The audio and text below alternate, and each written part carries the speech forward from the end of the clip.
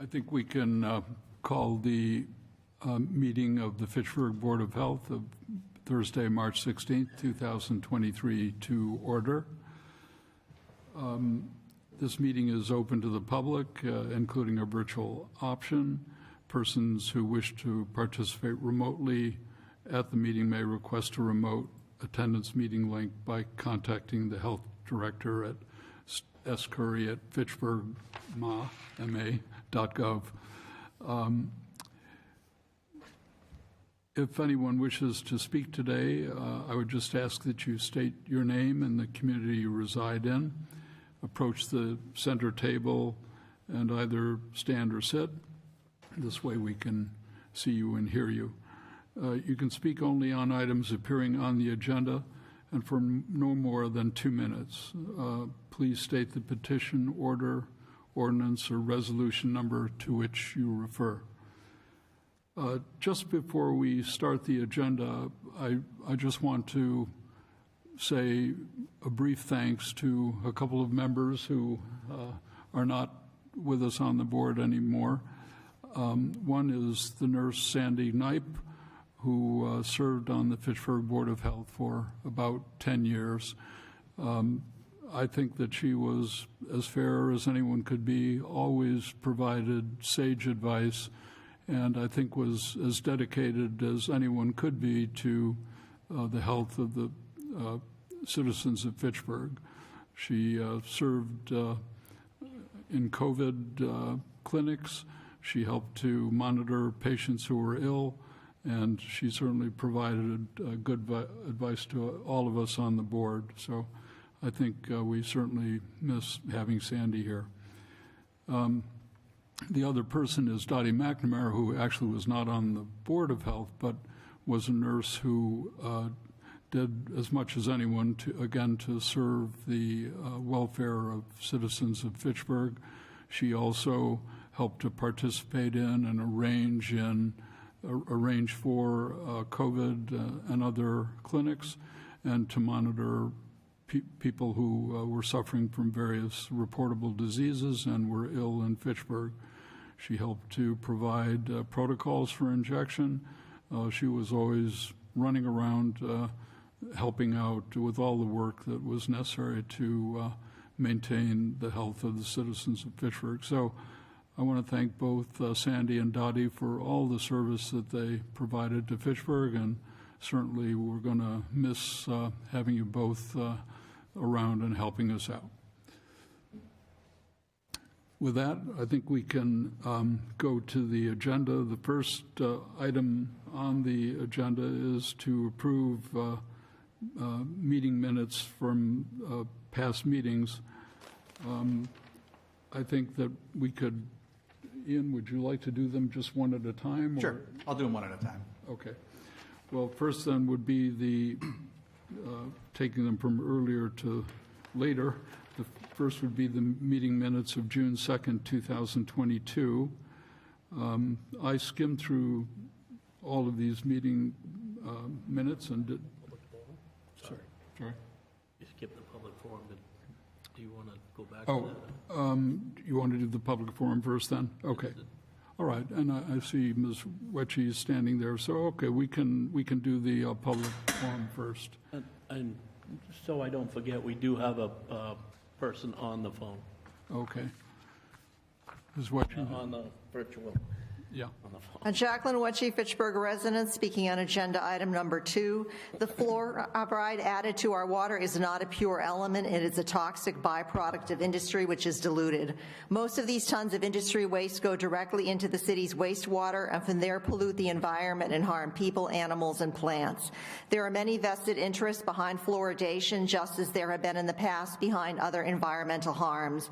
It has taken citizen activists from Aaron Brockovich in California to the working class women living near Love Canal in New York to stand up and ask for justice from our government, and that's what I'm here to do today. It's also taken some scientists outside the mainstream like Rachel Carson. Sometimes it just takes a woman.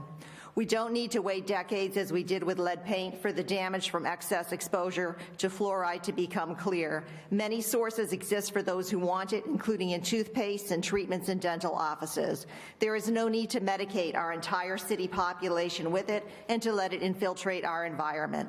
You also have on your agenda PFAS contamination. The F in PFAS stands for fluorine, which biodegrades to fluoride.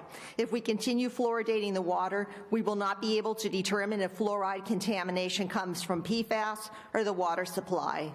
We need to avoid both these sources of pollution to protect not just our environment, but all those at high risk of harms from fluoride, including pregnant women, bottle-fed babies, and those with thyroid and kidney disease. You can wait until the EPA lawsuit is settled and more harm has been done, or you can be proactive and leave the choice of whether to ingest fluoride to individuals and keep it out of our environment. One of your favorite phrases from past meetings is err on the side of caution. You should do so now by supporting cessation of fluoridation of the Fitchburg and Westminster public water supply. Thank you very much for your comments. It is my understanding that back in 1968, the Board of Health voted and opted to introduce fluoridation of water to the city of Fitchburg water. It was implemented, I think, in 1975. This was all, I think, brought to pass by Governor Volpe in 1962, who decided to place the decision regarding fluoridation of water into the hands of local boards of health. It's also my understanding, however, that the Board of Health is not empowered currently to take away fluoridation of water, even though it was the Board of Health in 1968 who decided to have it done.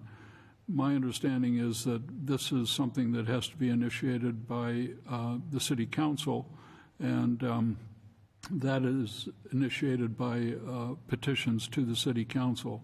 So I think that if you, as you seem to be, are enthusiastic about eliminating fluoridation of water in Fitchburg, and there are arguments, reasonable ones, on both sides of that, you should submit a petition to the City Council, and my understanding is that they will act from there. As far as the turf at Crocker Field goes, I will not consider myself an expert on the chemicals that emanate from that. Certainly turf fields are present all around this country in various institutions, and I think that is something also that is somewhat controversial and demands additional study. Again, I don't think it's up to the Board of Health to indicate that artificial turf can't be used on various fields in this city, and I think that your enthusiasm would be better directed toward the City Council via petition. Thank you. Any other comments? I'll bring in the next Yes, on the public forum. By phone, okay.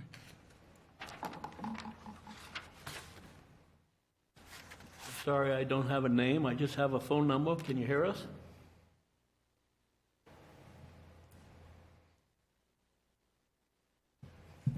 You need to unmute yourself. Caller.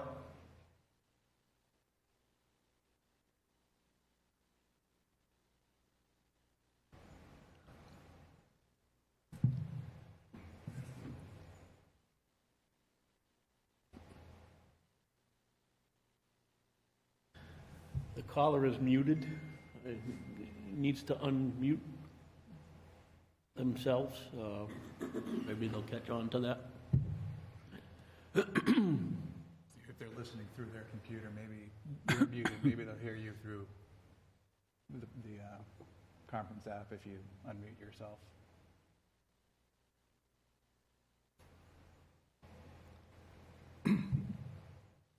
Caller, can you hear me?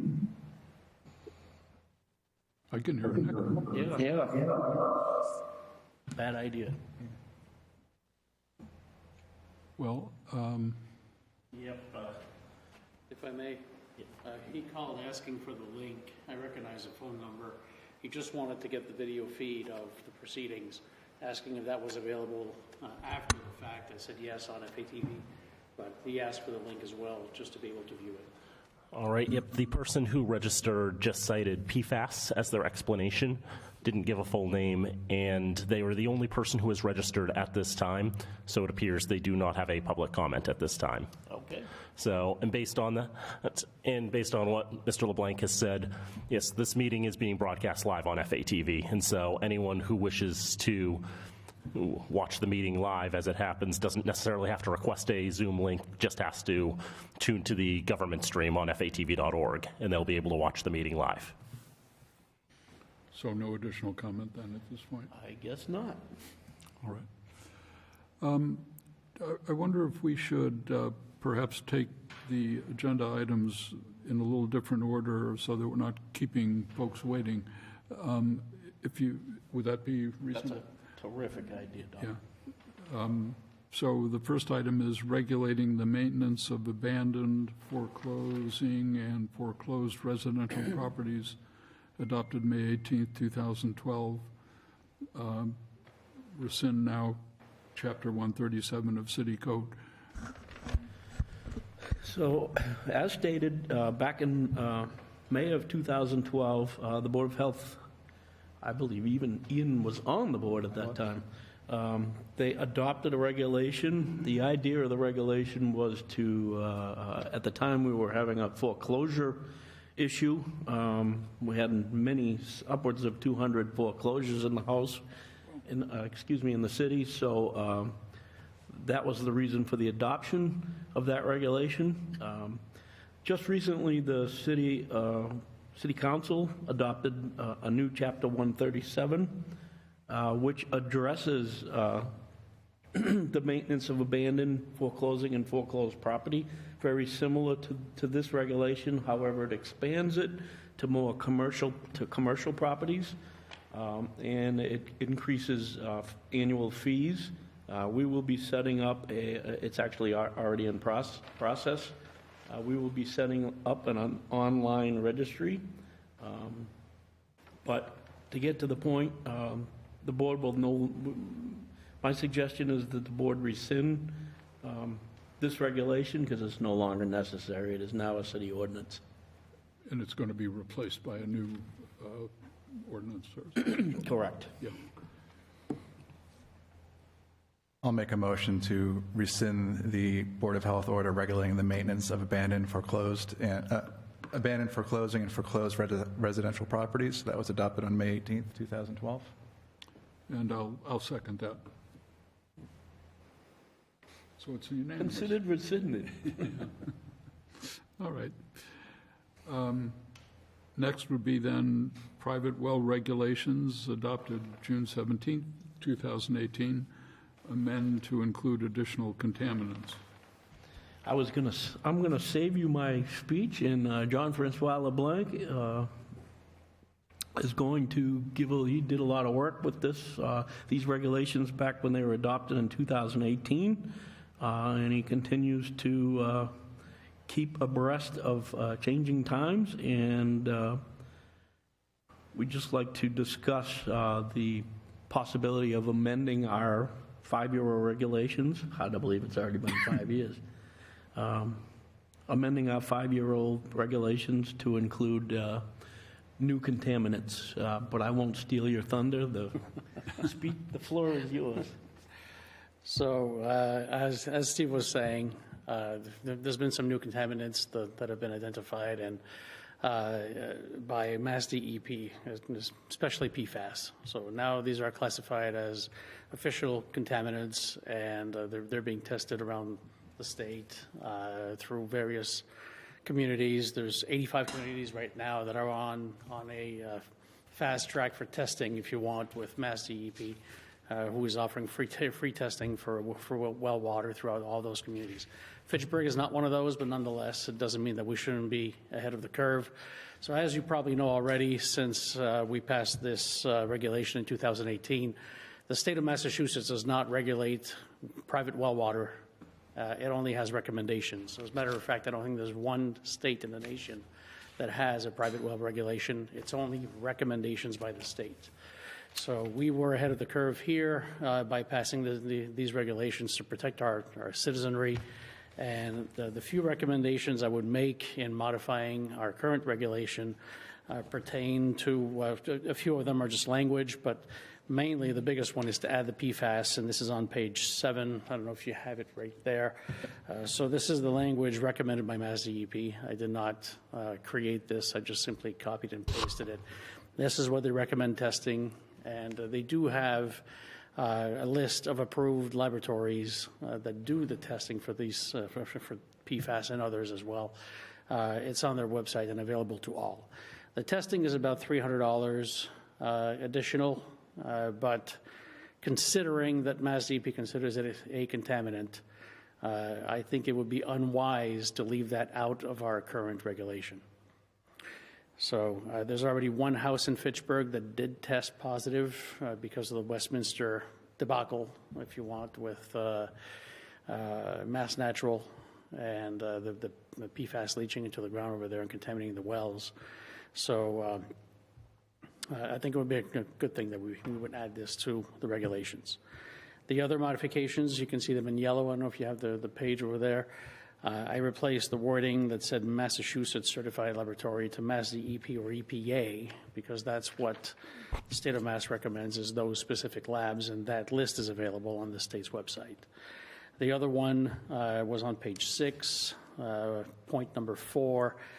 It read rates below 4 gallons per minute, and I recently had a long conversation with a well driller in what that pertained to. And I changed the wording here to suggest a pumping test with a volume of water below 4 gallons a minute. The reason for this is that previously it read as if we were talking about the regeneration rate of the well, which it is not. It's the pumping test that has to be below 4, and now we need a special permit from the board to allow the property to continue with that specific well. So it's just to avoid confusion, clarifying the language, that's all that is.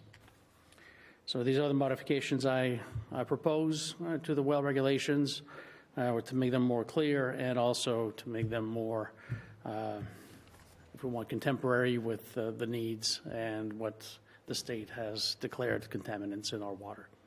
Thank you.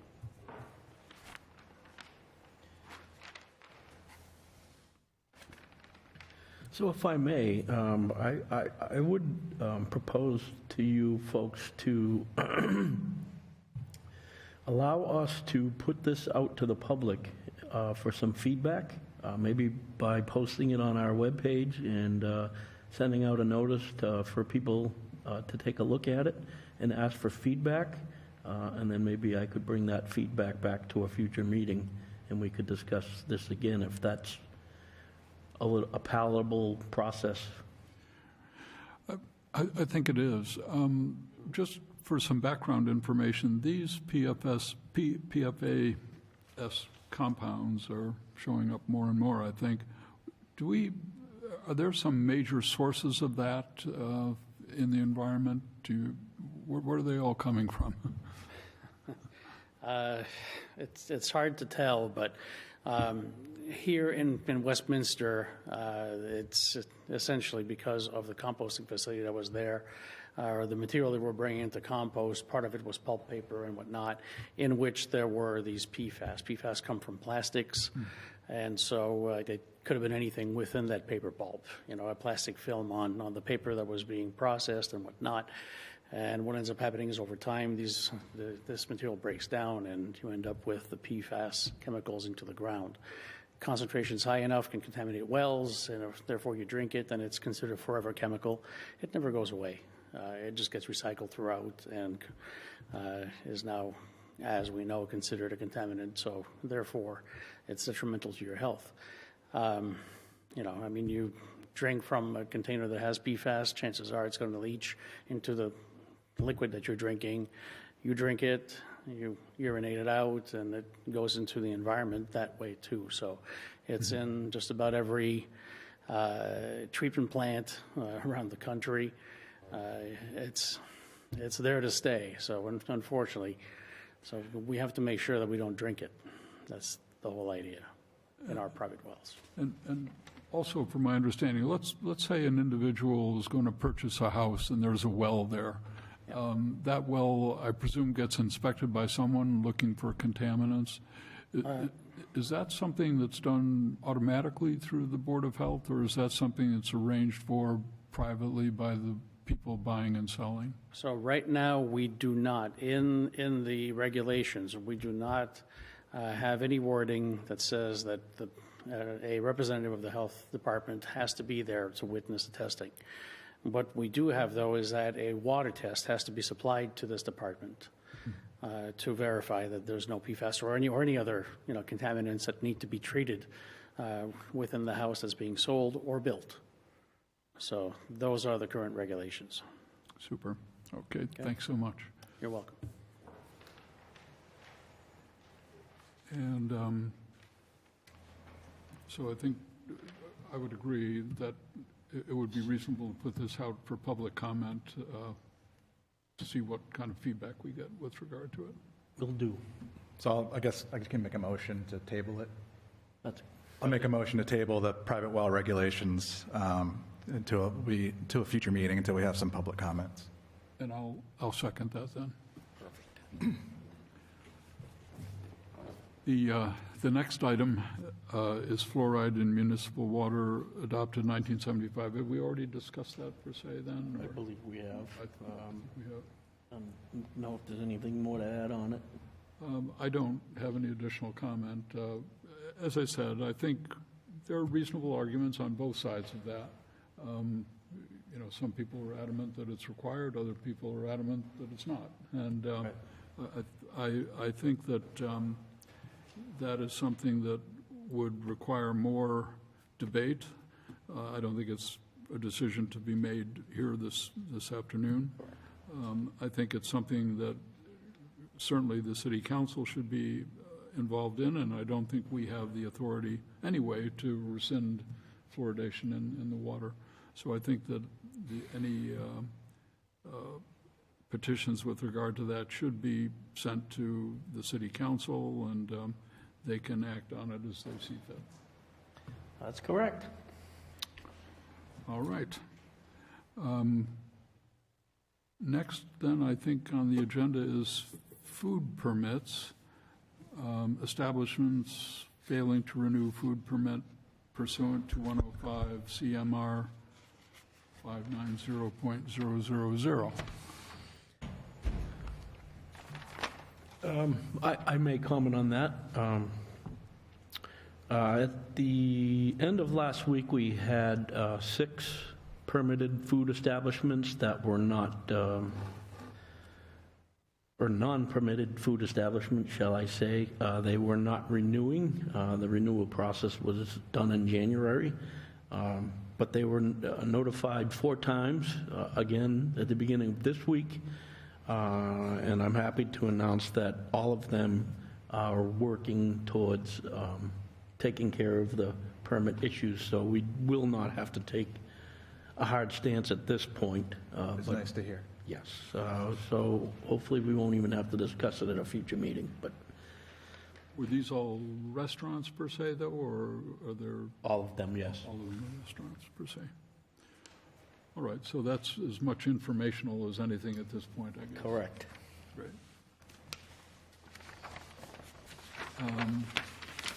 Item number 4 on the agenda then is Crocker Field Restoration Project and turf installation discussion. I think we briefly touched on that, but did you have something, Steve? I did not. I know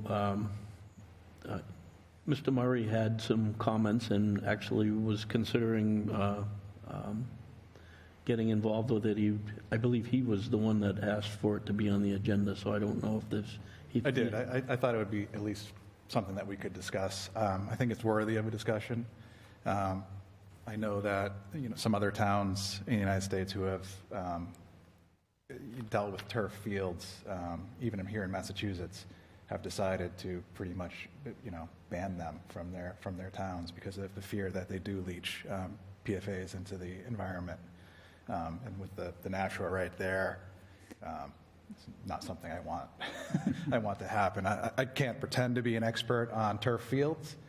I know there's a lot of debate about the testing that's used to test PFOAs, and how sensitive those tests are. The DEP test, EPA tests, and there are other tests out there too that are more sensitive, that'll find chemicals that some of those other tests might not find, or at levels that those might not find. So I don't think there's an established safe level for these that I know of. There's no safe level. So, I mean, it's kind of a low bar, I would think, if it leaches at all.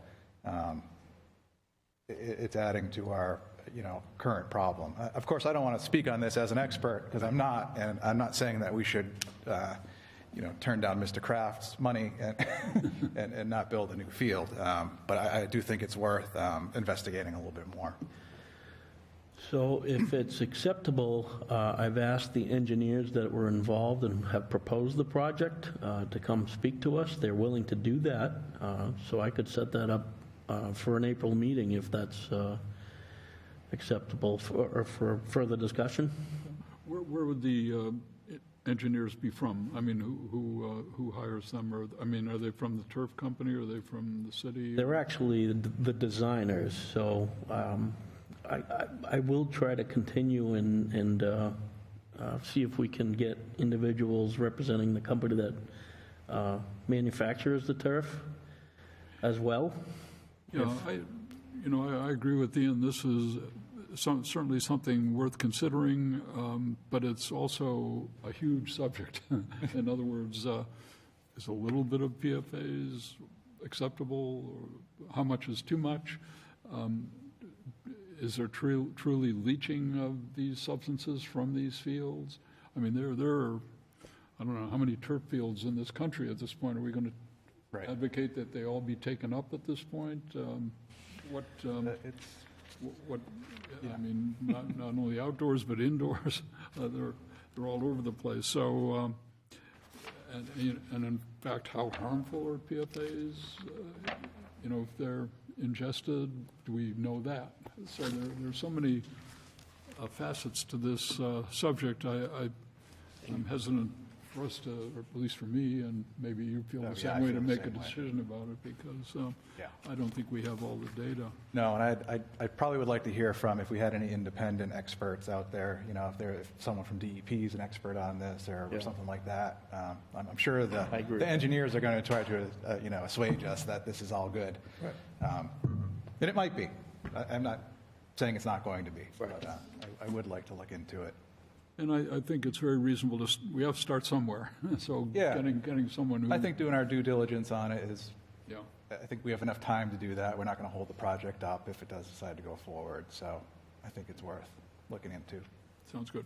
Well, and that's another good question. When was this expected to be implemented, this field, or is it still... Yeah, I do know that the city council approved the project a couple of weeks ago, but I do not know a start time on the project, so I'll see if I can get some more details on that.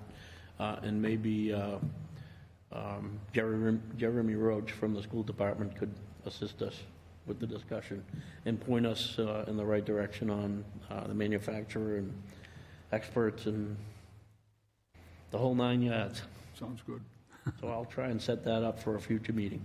Thank you. And thanks for your comments.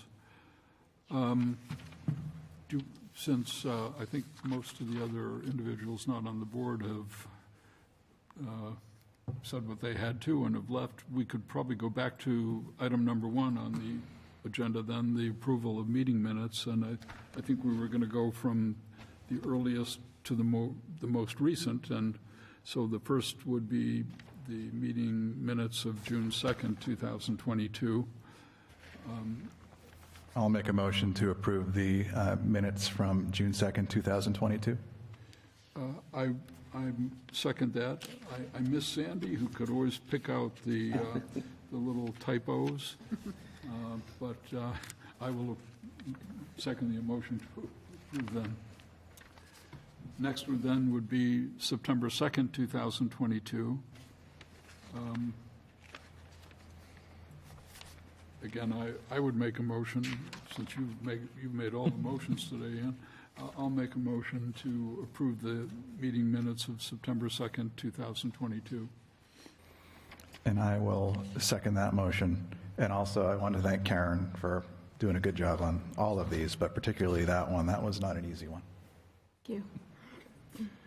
And then lastly is the meeting minutes of December of 2022, that meeting. I didn't have any quarrels with regard to those, especially with Karen sitting at the other end of the table here. I'll make a motion to approve the meeting minutes of the September 2nd, 2022 meeting. And I'll second that. If I might add, the December meeting does have two individuals that we haven't identified full names. I've watched the video from the December meeting a couple of times, and Attorney Arthur, I cannot make out his last name. I don't remember what it was either. Yeah. Yeah. So we will further investigate that and amend that when that information is available. Yeah, I remember him being here, but Yeah, I do too. I think just can't it's remember his clear last who name. was speaking. Yeah. We just need to get the name, but it's clear. Yeah. Okay. Then item number 5 would be the fiscal year '24 Health Department budget. So, very quickly, page 25, I will kind of point out the budget that has been submitted. I have also met with the finance team on this budget, proposed budget. The changes I would point out would be the deputy director position. We have not yet hired that position. We hope to get it posted very shortly and hope to get that person in the position before the end of the fiscal year.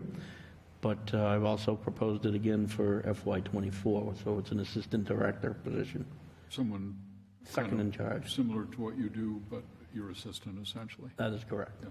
And that hasn't been posted yet, is It it? has not been posted, no. Other changes as far as personal services goes, last year we proposed for a clerk.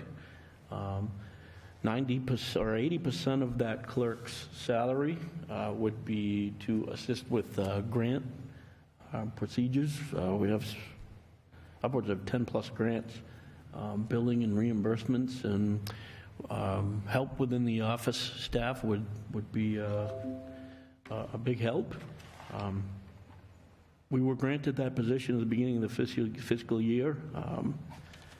I just plain haven't gotten to it yet, but hopefully we can get that posted in the next week or two and get that position filled.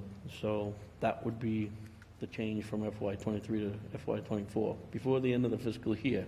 We're going The to pressure's on. We're going to forgive you for that. I I appreciate think you've that. been busy.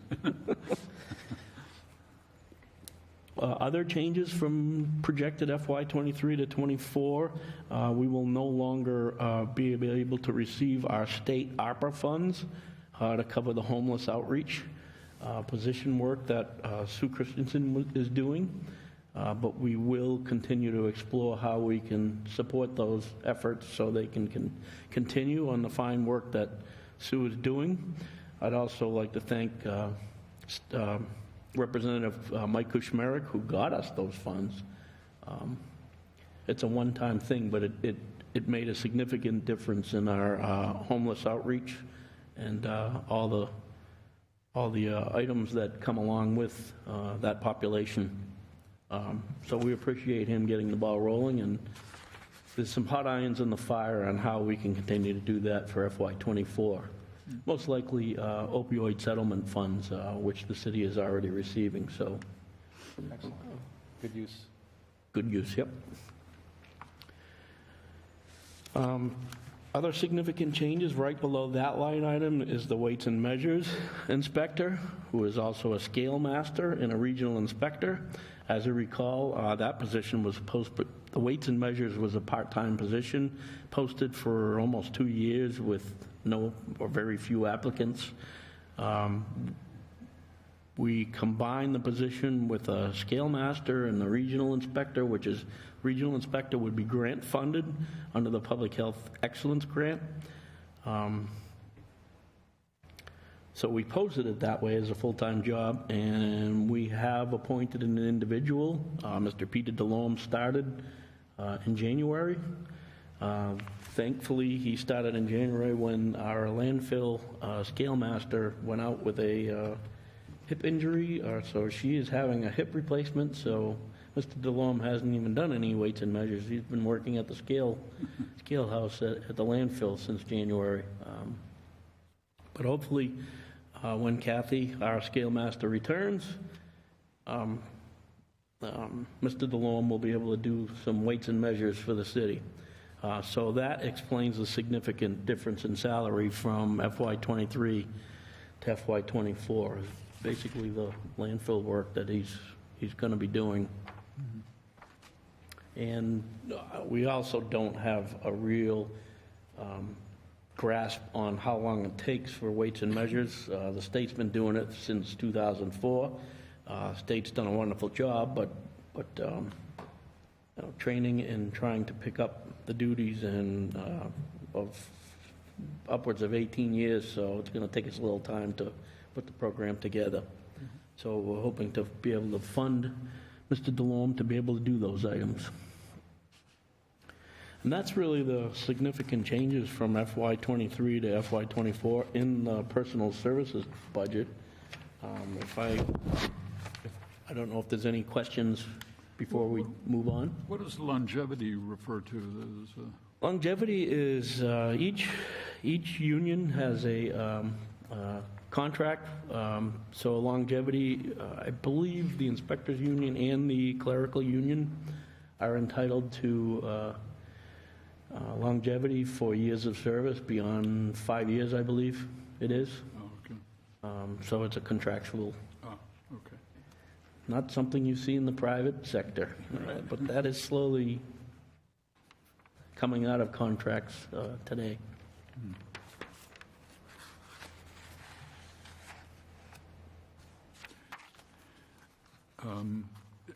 So that's it in terms of comments on the budget? Or- On the personal services end of it, yeah, I didn't want to turn the page until Oh, okay. you were comfortable with any questions or, Nope, I'm all set. I think we're both, okay. okay. I'm going to move on to page 26, which is the Health Department expenses. There really is no change from FY '23 to '24. But I'd be glad to answer any questions on the line items. The only significant difference in money is the weights and measures equipment. Obviously, having a new employee, we're now searching for replacing all the equipment in the city, so there'd be a bit of a upfront expense, but that was projected to be spent in FY23. So we have, or I'm sorry, FY22, so we've encumbered those funds to be able to use them currently. So that's the kind of, to explain the reduction in that funding, if that makes sense. Yep. And then, no questions there? What, could I ask? I'm sorry. I'm sorry. Absolutely. Just airport land rent. Fitchburg owns the airport, right? And Fitchburg, I'm sorry. The city of Fitchburg owns the land that AKS Recycling operates on. It's actually an old landfill, which is called the Blueberry Lane landfill. It's 10-plus acres, and it's right on airport land. I'm not going to touch who owns the airport. That's the chicken and the egg. okay. But, so the AKS Recycling pays rent for that, for the use of that land. They pay us monthly, us being the health department, and then we transfer the funds to the airport. And it's, I believe it's an FCC requirement that the airport must meet. So the reason it's on here is that money comes in, but then it goes out? That's correct. Okay, to the city, gotcha. All right. Thank you. I'm glad you pointed that out. And then page 27, these are the public health nursing. Got a little creative on this sheet and actually tried to consolidate and conserve, and looks like we were able to save about $30,000 by doing this. But as you mentioned earlier in the meeting, our public health nurse retired. So her salary more or less disappears in FY24. But I'm proposing that we hire a public health nurse and combine it with the current COVID response team. They are still being funded. And incidentally, that team will be funded in FY24 at the tune of $240,000. So we will continue on providing those services, as well as we're already expanding on disease investigations within the Montezut Public Health Network. And to tie the whole thing in, I would propose that the Public Health Excellence Grant, which funds the Montezut Public Health Network, requires us to provide a nurse, an epidemiologist, and an inspector. So I am proposing to hire a public health nurse position once again, but make it half regional, so the region would pay for it, and thus the grant would pay for it until the grant runs out. And at that time, the other towns would most likely pay for the service, or if they don't want to pay for the service anymore, then the position could be at risk. But the Public Health Grant, Excellence Grant, is they're pushing regionalization at the state level, so we might as well, they're offering $300,000 a year for upwards of 10 years, so we might as well play along.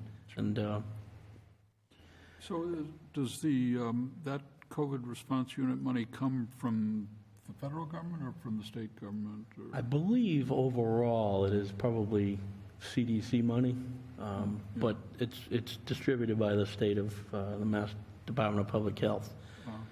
So it probably goes to the state from the CDC, and then they just... That's my best guess, yeah. But that's kind of the big picture. We're trying to train folks that are already making calls out there and interviewing folks for COVID for more of the communicable diseases across the whole 13 community network. So far, it's been receptive, and Victoria and Catherine Hoover are running that crew, Victoria being the epidemiologist and Catherine being the supervisor. The Public Health Excellence Grant also requires us to have a shared services coordinator. So I'd like to make that some sort of a partial position, whether it's a quarter or a half position, and include it in the budget and have it covered by the contact tracing grant. And it's still called that, but it's more push for disease investigations and interviews and surveillance. But that grant, as well as the Public Health Excellence Grant. So stuffing all that under one umbrella, each individual within this nursing unit and epidemiologist unit will have a task within all the grants, and those grants will fund their positions. Sounds reasonable. That's sort of a long-winded dance. No questions on that one? The last page, page 28, is the funding regarding curbside collection, as well as the disposal of municipal solid waste in the city. And we also have a closed landfill fund.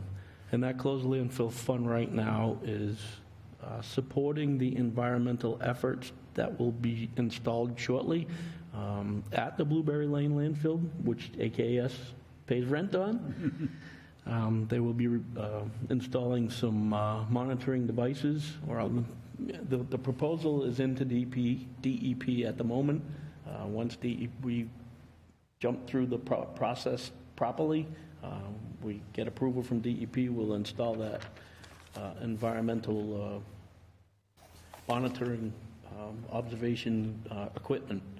And it's not as expensive as I thought it was going to be. It's going to probably run around $50,000 a year. So we have already contracted with a company to do the environmental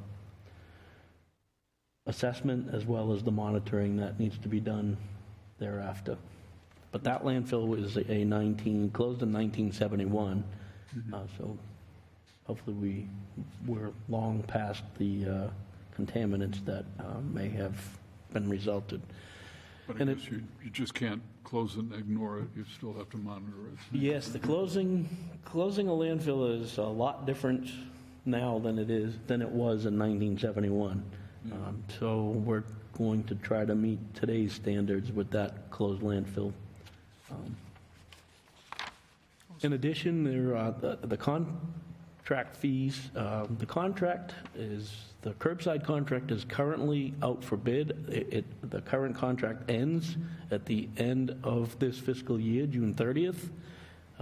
Just today, we've had our first pre-contract meeting, I guess you'd call it. And there were 6 to 8 companies out there interested, asking questions and interested in bidding on the contract. So it's a bit of a different world out there for curbside collection, and there is some competition out there.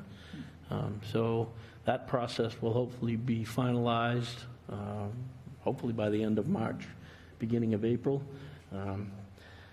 My numbers that I requested for funding are sort of a guess, so on the collection end, but finalizing it within the next few weeks, we'll have more accurate numbers. That's a substantial part of the budget, isn't it, really? Yeah. It certainly is.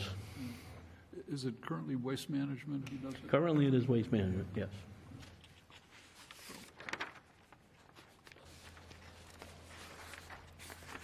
And that's really all I have as far as the budget goes. That's enough. Yeah, it is. Steve, do you need us to make a motion to approve this budget, or? That, I think, would be a good Okay. idea, yep. I'll make a motion to approve the fiscal year 2024 budget as is. And I'll second that as well.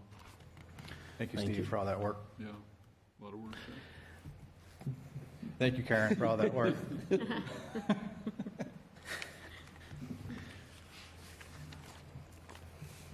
And if we have a minute, if you don't mind, John, I'd like to say a little bit about. I think the next thing is the announcements anyway, right? I think so, yeah. Okay, perfect.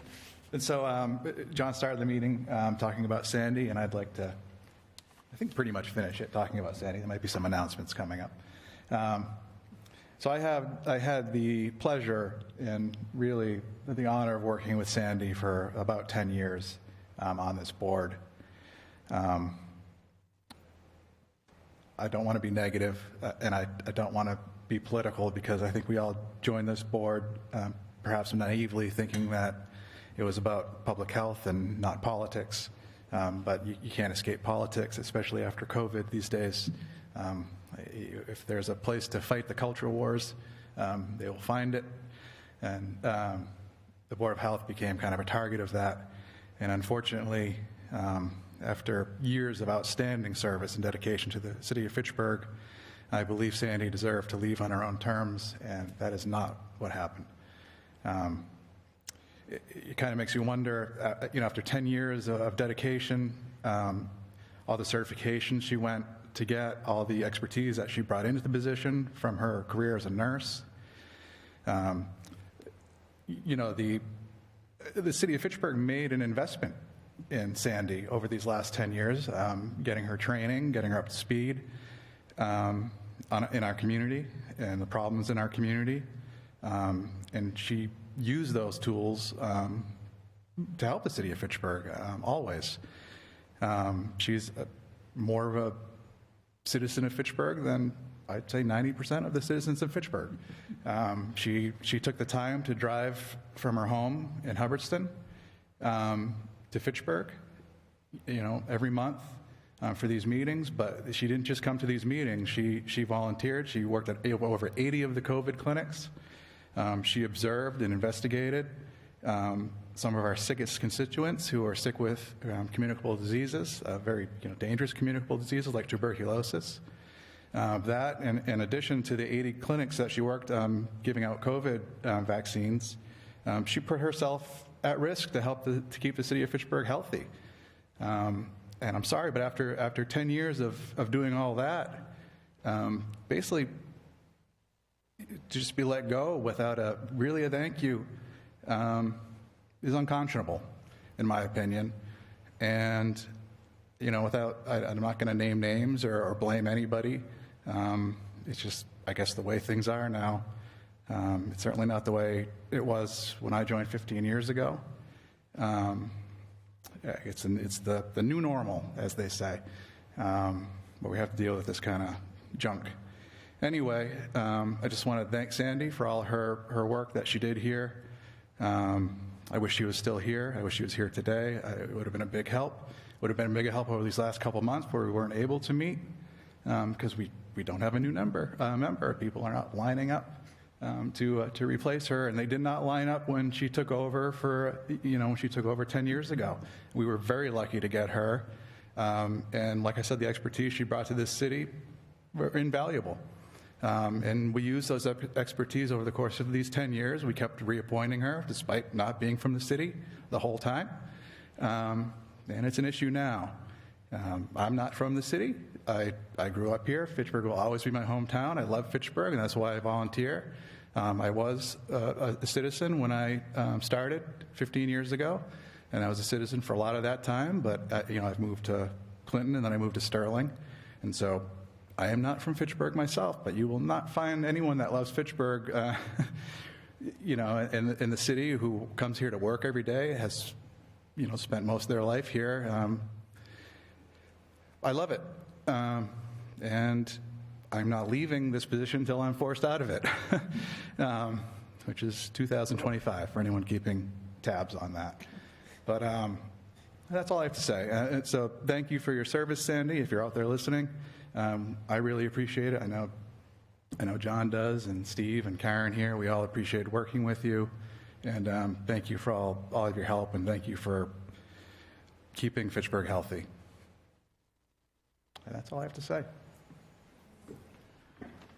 Well, thank you. That's extremely eloquent, and I'm glad you said those words. You're much more eloquent than I am. I think we all miss Sandy, and maybe we'll see. Maybe it's not over, but she did an admirable job, and I don't think she's replaceable, frankly. She is not. Yeah. Agreed. Any announcements? Yes, sorry. Announcements. Announcement number one, we have scheduled our ward cleanups. They are to begin in April. April 22nd, April 29th, and May 5th are the 3 dates at present. We will give more details within the next coming week. We'll also advertise it on the website and various other places, but I just wanted to get the word out there that the ward cleanups, hopefully this snow will melt by April 22nd, and we invite folks to come out to our different wards and help clean up our streets, parks, and common area places so we can make the city look beautiful when the warm and hot weather comes. Second announcement. I'd just like to give a shout out to Sue Christensen and our Fitchburg Street outreach team of Keith Barnaby and Kim French, as well as our community partners who worked together on Monday, to put 30 unhoused individuals in a shelter both Monday and Tuesday night during our storm. We had assistance from Street Outreach. We also used Restoration Recovery, which is in Fairmount Street in Cleghorn. They helped us transport over 30 individuals to Motel 6. We like to thank the CHC Action Team on Water Street for helping us stage all those folks for a bus to transport. We got tremendous assistance from the Fitchburg Police Department, specifically Lieutenant Howe and Officer Savigny. They were in close contact with us during the storm, monitoring those that refused to be in a shelter. Fitchburg Fire and Emergency Management went above and beyond. Captain Pat Haverty personally delivered hot meals provided by the Salvation Army to 3 folks who did not want to go into the shelter during the storm. Salvation Army also cooked and delivered meals to the Motel 6 guests. Lynette Valentine was in contact with us through the storm. She does a wonderful job at the Salvation Army. Kudos to her. We also got some assistance from Smock and Leominster. They offered shelter and housed a couple of people that we couldn't reach on Monday night. So we appreciate their collaboration.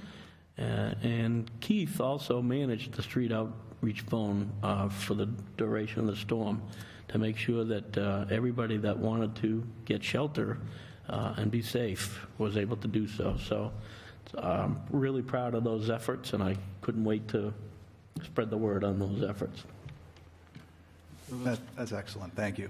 I was going to say, that's wonderful. It's hard to understand how individuals could refuse to go into shelter in a storm that was dumping 2 feet of snow or 3 feet of snow. And what they did, I don't know, but congratulations for keeping them safe. Tough individuals, that's for sure. Yeah. So one more announcement. I'd just like to remind folks that our Friday clinics continue at the Fitchburg Public Library at 610 Main Street. Our covering public health nurse / vaccination coordinator Kathy Jones has been running these clinics with the assistance of Transformative Healthcare. As I mentioned, every Friday, 1 to 5. Vaccine available is Pfizer, 6 months in age and up are welcome to visit. Get your boosters, get your first dose if it's applicable. We encourage you to apply online and register, but you don't have to. You can walk in. Make sure you bring your vaccine cards with you. One more announcement, I actually have 2 more, sorry. I'll just suggest to anyone who is eligible and needs the vaccine to get it. Thank you, Doc. Save you some grief in the future. Quick announcement, during the ward cleanups on Saturday, April 22nd, we will be holding, I think, our 13th annual, I could be wrong on that, might be more, prescription and drug take-back effort. We will be parked outside of the front of City Hall from 10 to noon on that day. Folks can bring their unused and unwanted prescriptions. So make sure you check your medicine cabinet and any medications that you do not use.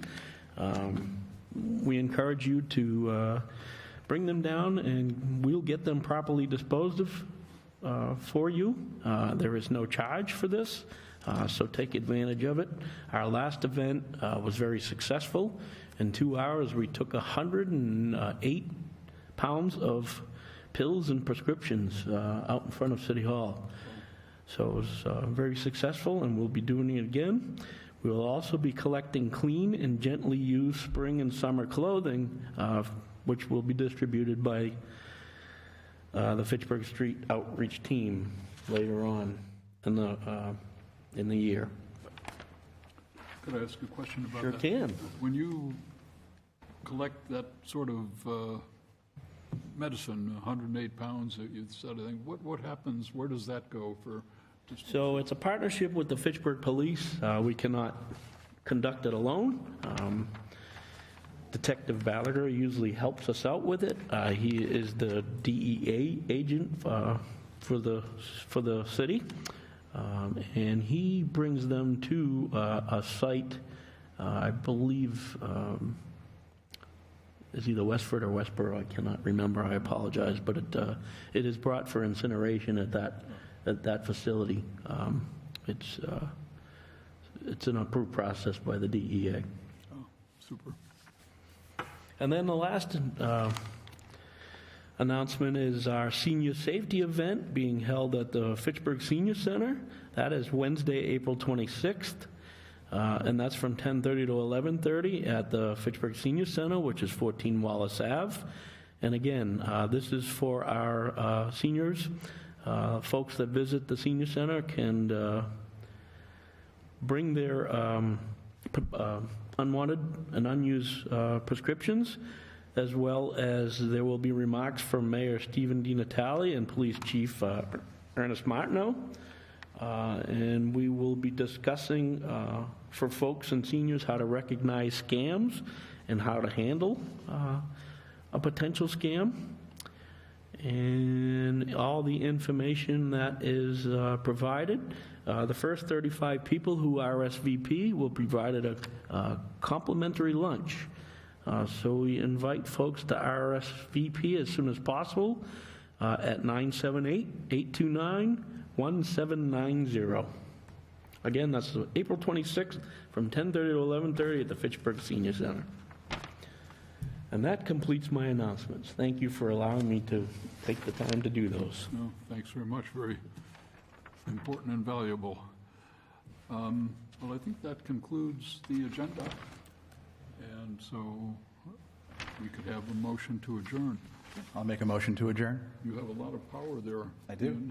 I do. It's just the two of us, so. It's a song. And I'll second the motion.